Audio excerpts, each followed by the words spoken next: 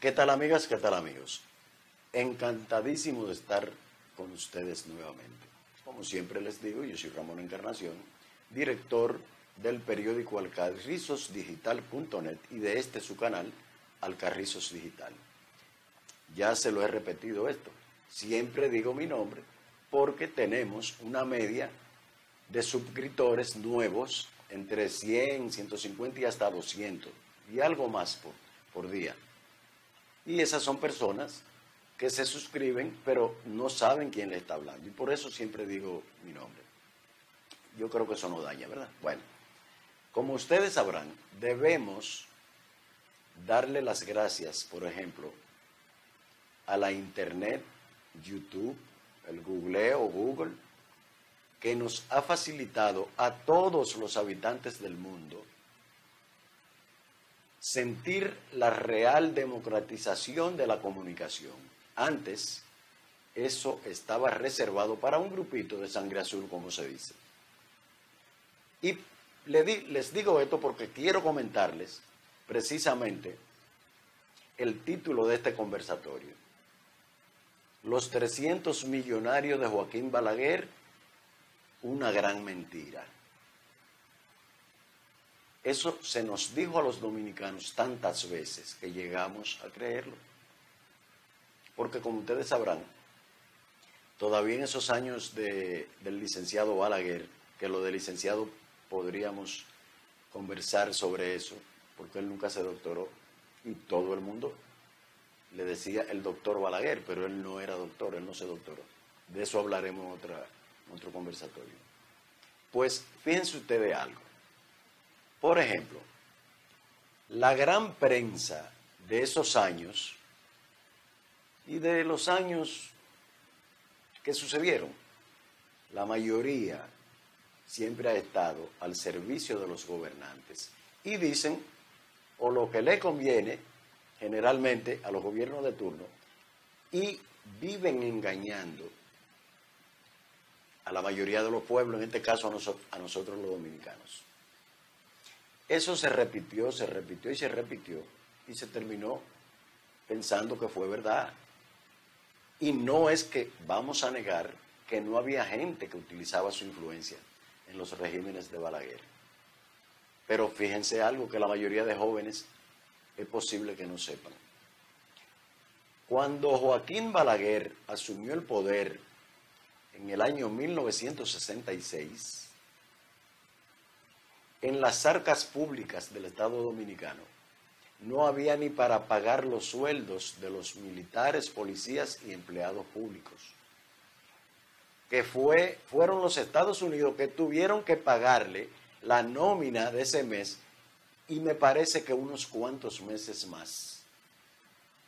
Porque la cosa no andaba bien. Ustedes se acuerdan que veníamos de la revuelta armada del 65 y los meses y años sucesivos, que fue una inestabilidad.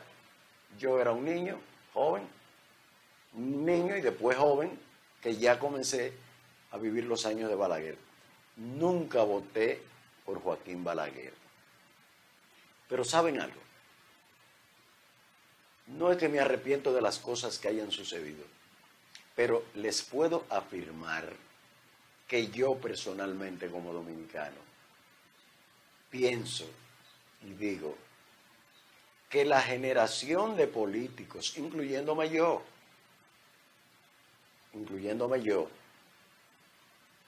fracasamos con relación a lo que hizo Joaquín Balaguer. ¿Por qué? Dirán. Sencillo. Nosotros salimos del ajusticiamiento de un tirano, Rafael Leónidas Trujillo. Bien.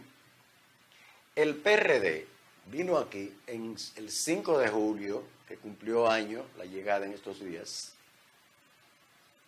y realmente se tuvo la esperanza de que iba a surgir una plena democracia.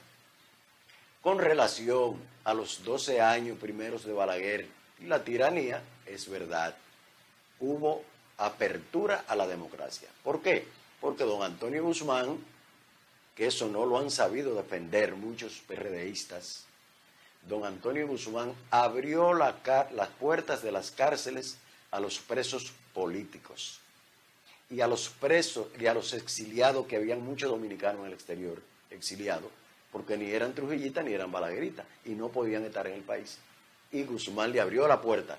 Eso es democracia. Bien. Pero, como decía el doctor José Francisco Peña Gómez, la democracia no solo consiste en darme libertad, que es primordial. La democracia conlleva darle comida al pueblo, mejorarle su situación, que eso es lo que no han hecho los sucesivos gobiernos después de Balaguer, que duele mucho eso.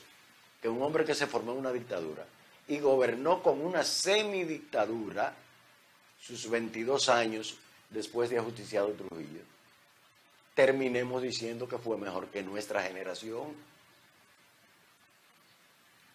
Cuando hablamos de los 300 millonarios, ustedes saben algo. Balaguer construyó la mayor parte de las presas hidroeléctricas dominicanas sin tomar un centavo prestado. No tomaba préstamo. Y ustedes saben que tanto los gobiernos del PRD como los del PLD, para hacer un retrete tienen que hacer un préstamo. Pero que eso lo pagamos nosotros, los ciudadanos, nuestros hijos y nietos, que todavía no han comenzado a producir. Entonces, no podemos estar conformes con eso. Y vuelvo y les repito, nunca voté por Balaguer, porque mis primeros años de actividad política fueron precisamente en el 1977, ya próximo a ganar don Antonio Guzmán. Hice mis primeros empleos, trabajé en los dos gobiernos del PRD, porque comencé a formarme políticamente. Y yo pensé realmente que a esta fecha las cosas iban a ser de otra manera.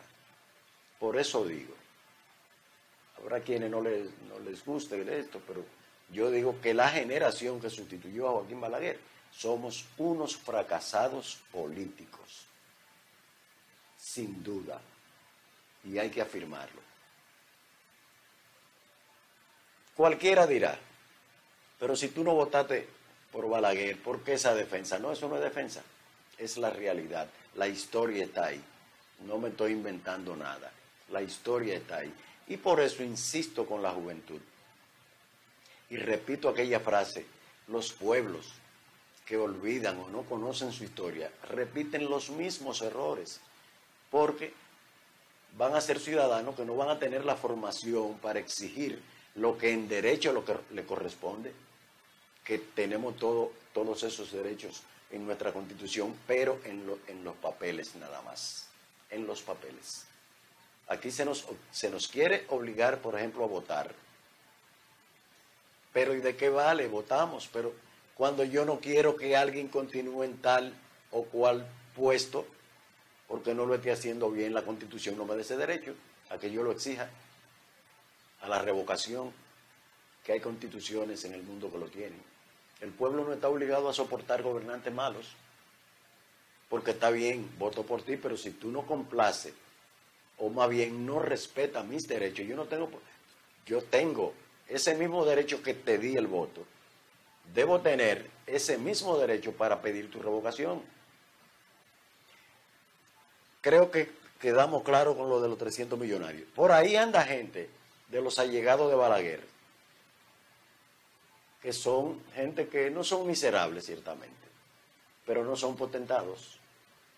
No son esos potentados que se ha dicho, de esos 300 millonarios que supuestamente se hicieron cuando Joaquín Balaguer. Por lo que les digo, Balaguer no cogía prestado una. Y había, es cierto, influencia. Había influencia, la había.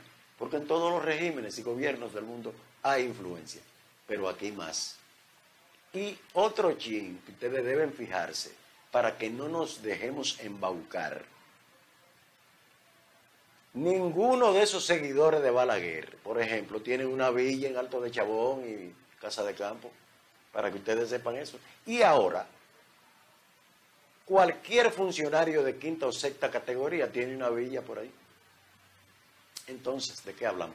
Para finalizar, les voy a recordar algo también, por ejemplo, Salvador Jorge Blanco, que a veces en las redes sociales veo y leo gentes que se refieren a Salvador como el peor, el gobierno más corrupto. Mentira también, mentira. Salvador, aunque no murió en la miseria, pero no murió siendo potentado. Y lo demuestran sus dos hijos que andan ahí, Orlando Jorge Mera y Lidia Leticia Jorge Mera.